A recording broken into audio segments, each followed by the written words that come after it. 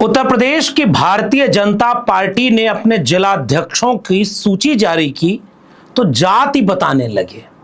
अपने स्क्रीन पर गौर से इस पोस्टर को देखिए।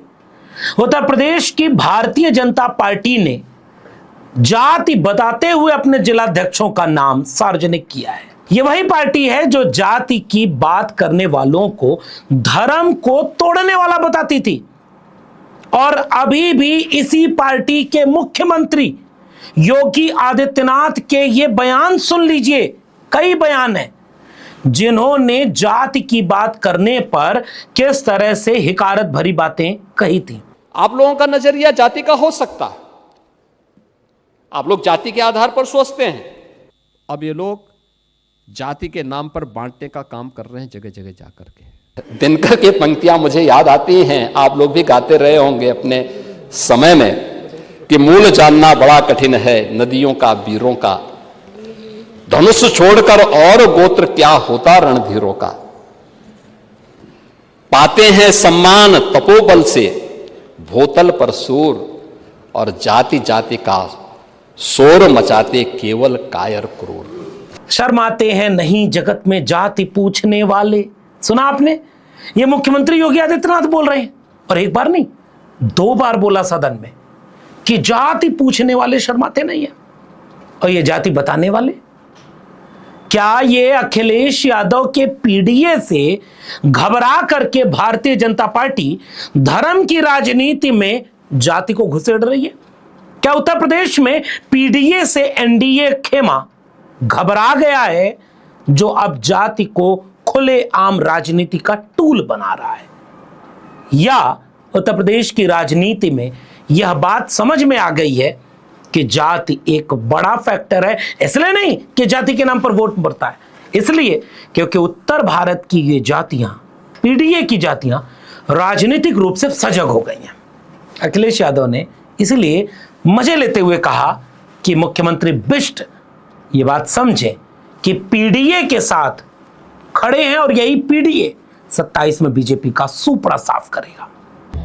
अभी तक की रिकॉर्ड जीत होने जा रही है, और ये जितने हमारे समर्थक हैं, जितने हमारे सहयोगी साथी हैं, और जितने भी शुभचिंतक हैं, वो सब कह रहे हैं कि केवल पीडीए का समीकरण बना दो और सरकार आपकी बन जाएगी। सीट कितनी लाना है? ऐतिहासिक सीटें आएंगी।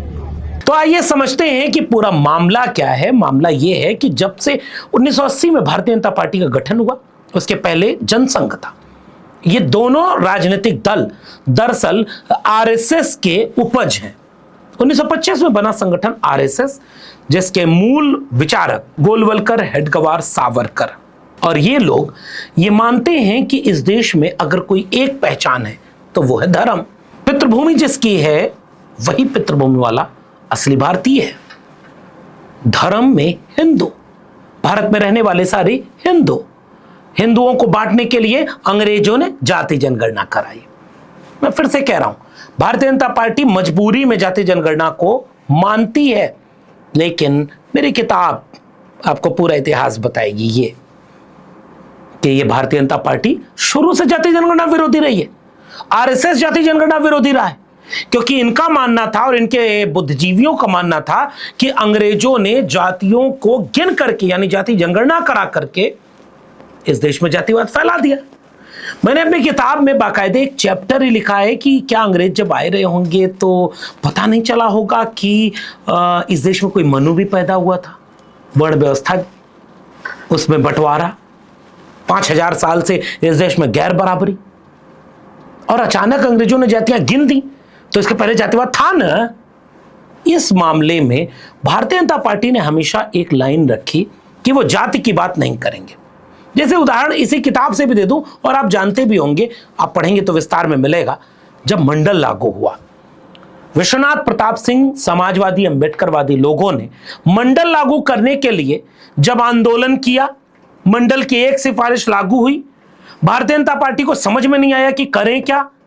वो मंडल के समर्थन में खड़े नहीं हो सकते थे, क्योंकि उनकी धर्म की राजनीति इससे बाधा पैदा कर रही थी, और विरोध नहीं कर सकते थे क्योंकि पिछड़ों को विरोधी बना करके वो कभी सत्ता में नहीं आ सकते थे।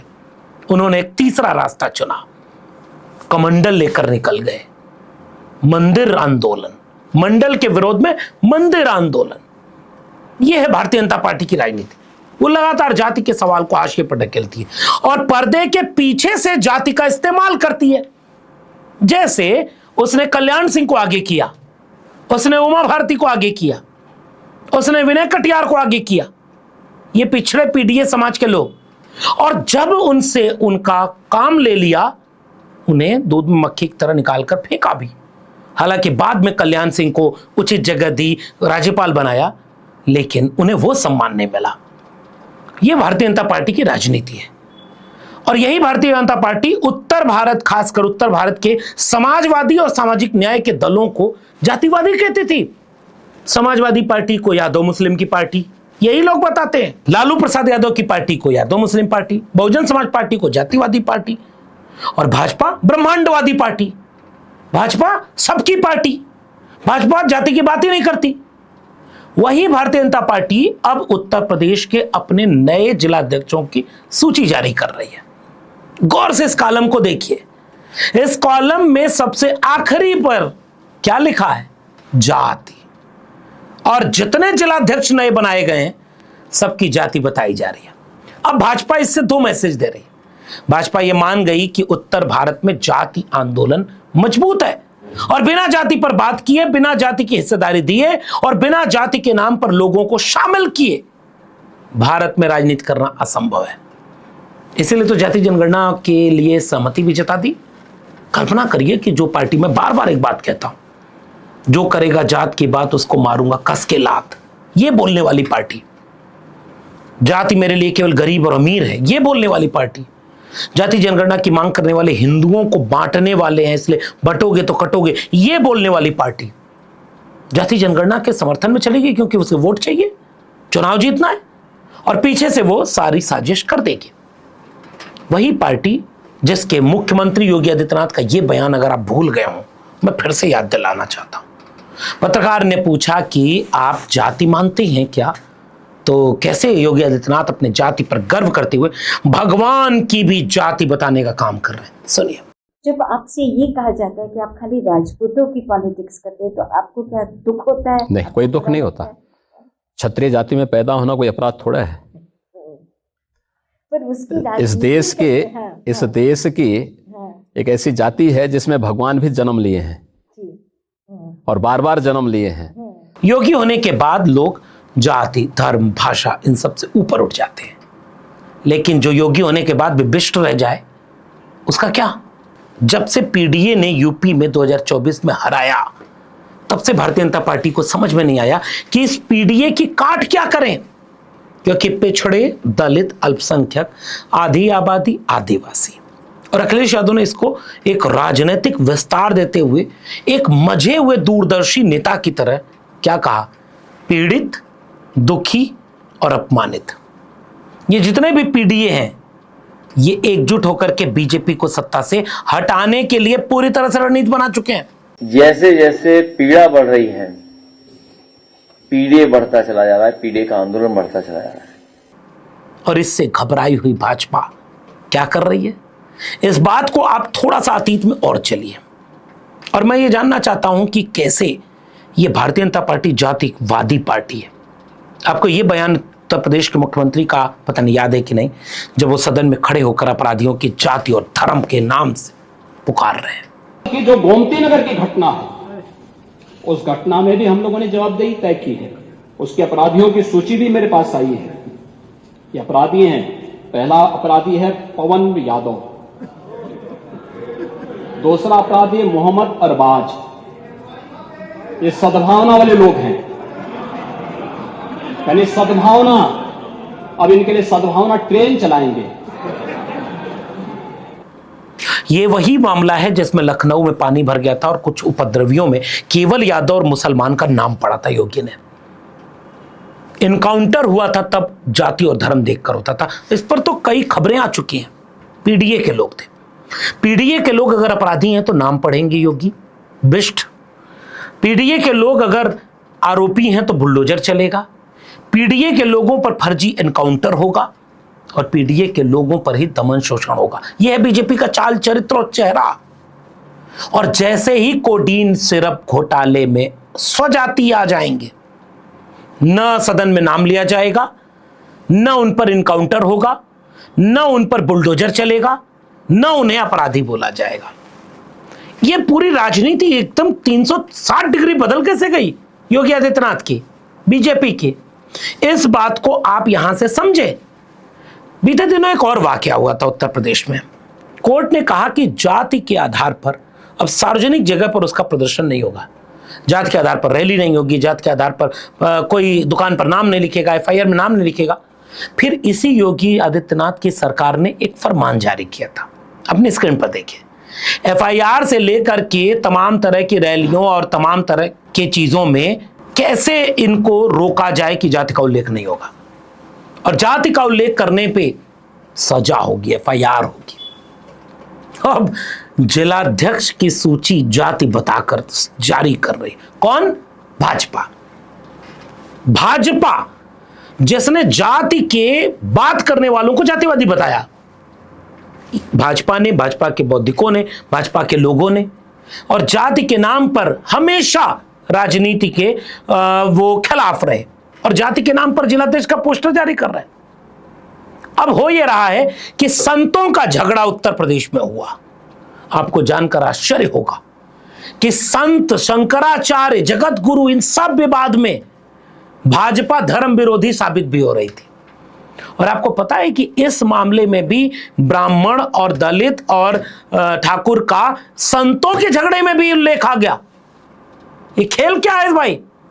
क्या पीडीए से बीजेपी यूपी की इतनी घबरा गई? एक और वाकया, उत्तर प्रदेश में जब राजनीति करनी होती है, जैसे बिहार में राजनीति करनी होगी तो उन्हें कोई सम्राट चौधरी कुशवाहा चाहिए होगा नीतीश कुमार के साथ। उत्तर प्रदेश में राजनीति करनी होगी तो प्रदेश अध्यक्ष कौन बनेगा? पंकज पटेल बनेंगे। पटेल होंगे, कुर्मी होंगे, ओबीसी होंगे, किसान परिवार के होंगे।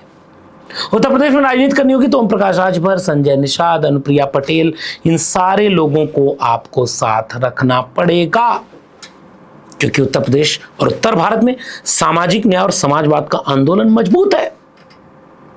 इसलिए पीडीए जब बना और 2024 में बीजेपी को बैसाखी पर पहुंचा दिया, उस पीडीए के इस दबाव में बीजेपी भी जाति की राजनीति पर उतर गई। पहुंचा वहीं पर खाक जहां का खमीर था। अंततः आपका जातिवाद जो अंदर अंदर अब तक चल रहा था, अब बाहर भी दिख गया। कैसे मुंह दिखाओगे लोगों को कि जाति की बात करने वाले हिंदुओं को बांटने वाले? योगी जी का यह बयान सुनो, हिंदुओं को बांटने वाले जाति की बात करते हैं, भाजपा जाति की बात क्यों कर रही है? जो लोग आज भी आपको बांट रहे हैं, बहनों और भाइयों, ये आपके हितैषी नहीं हो सकते, कभी नहीं हो सकते। बीते दिनों इसी भाजपा के एक वर्ण के नेताओं ने लिट्टी चोखा दावत कर ली थी उत्तर प्रदेश में। लिट्टी चोखा दावत, अंदर खाने से खबर उड़ने लगी कि मुख्यमंत्री के जातिवाद से, यानी अजय सिंह बिष्ट के जातिवाद से वर्चस्वशाली दूसरी जाति के लोग जो बीजेपी के कोर वोटर हैं, लिट्टी चोखा खाते हुए रणनीति बना रहे थे। इतना बड़ा काम और इसका असर इतना गहरा कि नवनिर्वाचित कुर्मी प्रदेश अध्यक्ष से बयान दिलवा दिया, अगली बार ऐसे लिट्टी चोखा खाए तो कार्रवाई होगी। 27 में भी चुनौती है, भाजपा के ब्राह्मण विधायक बैठक कर रहे हैं। देखिए, भारतीय जनता पार्टी सर समाज की पार्टी, और इसमें किसी को भी हमारा संविधान परमिशन नहीं देता है कि भारतीय जनता पार्टी के जनप्रतिनिधि कोई भी जाति आधार पर बैठक करें। इसलिए हमने एक सूचना, उनको चेतावनी भी दिया हूं, बात भी किया हूं और आगे से निर्देश दिया हूं कि ऐसे प्रकार की कभी कोई बैठक ना हो, क्योंकि पार्टी के खिलाफ हो गए। यह है भाजपा की राजनीति। कदम कदम पर जाति दिखती है और वही भाजपा पार्टी विद डिफरेंस, चार चरित्र और चेहरा, कहती है कि हम जातिवादी नहीं है। ये पीडीए का असर नहीं तो और क्या है। एक आखिरी एग्जांपल देकर के इस पूरे मामले को आपके ऊपर छोड़ता हूं। यूजीसी का विवाद चल रहा है। बीजेपी ने अपने कोर वोटरों को सड़क पर उतारा। पहले तो बीजेपी ने एक वाहियात सा ड्राफ्ट बनाया यूजीसी का, जिससे किसी SC ST OBC को समता नहीं मिलती। आज SC ST OBC सड़क पर उतरकर कह रहा है कि और मजबूत ड्राफ्ट बनाकर समता लागू करो, समता समिति चाहिए। उसके बाद सड़क पर विरोध करवाया, प्रधानमंत्री को तेली कहकर गाली दिलवाई, कब्र खोदने के नारे दिलवाए, FIR नहीं हुआ। उसके बाद जब SC ST OBC उतर गए तो किसी पत्रकार ने भाजपा के सांसद से पूछा, सुनिए वो क्या बोल रहे हैं। जो लोग यूजीसी का विरोध करते हैं, अगर इससे SC और OBC अपना विरोध मान ले तो यूजीसी के लोग इकट्ठे हो रहे हैं, समझ में आ रहा है जी। अगर OBC और यूजी और SC के इकट्ठे हो गए तब, अगर ये 90% इकट्ठे हो गए तो कोई MLA बनेगा, कोई MP बनेगा, कोई मुख्यमंत्री बनेगा, कोई प्रधानमंत्री बनेगा, फिर क्या होगा? यही बात बीजेपी को समझ में आ गई है क्या कि कहीं यह जो उसका अपना वोटर जिसको वो बार बार हिंदू बनाते थे, दंगे के समय, मुसलमानों के खिलाफ भड़काने के समय या वोट लेने के समय, कहीं वो SC ST OBC बन गया और PDA बन गया तो ये तो बोरिया बिस्तर खत्म हो जाएगा, सांसद विधायक चुनाव नहीं जीत पाएंगे। और PDA अगर एकजुट हो गया तो सुपड़ा साफ हो गया यूपी में, और अगर यूपी में सुपड़ा साफ हो गया तो फिर सत्ता तो गई दिल्ली तक की। तो जैसे जो सामाजिक न्याय के लिहाज से सजग हैं, उन लोगों के सामने वो कहते थे धर्म की बात करो, अब वही उत्तर प्रदेश की भाजपा जातिवादी हो गई। तो इस नई जातिवादी भाजपा के लिए आप क्या कहेंगे? क्या अखिलेश यादव के PDA के सामने धाराशायी हो गई बीजेपी की धर्म की राजनीति, या उत्तर भारत की सामाजिक न्याय की आंदोलन की अपनी जमीनी दबाव की राजनीति मजबूत हुई है कि भाजपा को भी जाति का उल्लेख करना पड़ रहा है, या ये एक बहुत बड़ा धोखा है क्योंकि यही भाजपा पिछड़ों, दलितों, अति पिछड़ों और तमाम उन PDA के लोगों का वोट लेने के लिए भड़काती है कि तुम्हारा हक इन्होंने ले लिया, तुम्हारे साथ आओ, और पिछले 10 साल में उन्हें कुछ नहीं दिया। निषाद को आरक्षण नहीं मिला, राजभर को मौका नहीं मिला, समान शिक्षा लागू नहीं हुई, राजभर का आरक्षण नहीं मिला। अनुप्रिया पटेल और उनके पति तो प्रेस कॉन्फ्रेंस करते रहे कि पिछड़ों के साथ धोखा हो रहा है, 69 शिक्षक भर्ती में धोखा मिला, लेखपाल भर्ती में धोखा मिला, आरक्षण भर्ती में धोखा मिला, और आउटसोर्सिंग करते गए, उसमें आरक्षण खत्म मिला। ये बात क्या उत्तर प्रदेश का PDA समझ गया है? तो इस धोखे से कि जिलाध्यक्ष उनकी जाति का बना देंगे तो फिर वो आपको वोट देगा, क्या बीजेपी इस मुगालते में है? कामयाब होगी या PDA भारी पड़ेगा? आपका क्या मानना है? नीचे प्रतिक्रिया अपनी जरूर दीजिएगा। फिलहाल इस वीडियो में इतना ही। अगर वीडियो पसंद आई हो तो लोगों तक शेयर करना मत भूलिएगा। तथ्य तर्क के साथ विश्लेषण जरूरी है। फिर मिलेंगे, तब तक चैनल को सब्सक्राइब नहीं किया है तो जाते थे चैनल को सब्सक्राइब करिएगा, बेल आइकॉन यानी घंटी जैसी आकृति को दबाएंगे तो अगली वीडियो की सूचना पाएंगे, ज्वाइन करेंगे तो हमें हिम्मत मिलेगी। अगर आप इस वीडियो को ट्विटर यानी X या फेसबुक पर देख रहे हैं तो डॉक्टर लक्ष्मण यादव को फॉलो करना मत भूलिएगा। फिर मिलेंगे, तब तक के लिए बहुत बहुत धन्यवाद।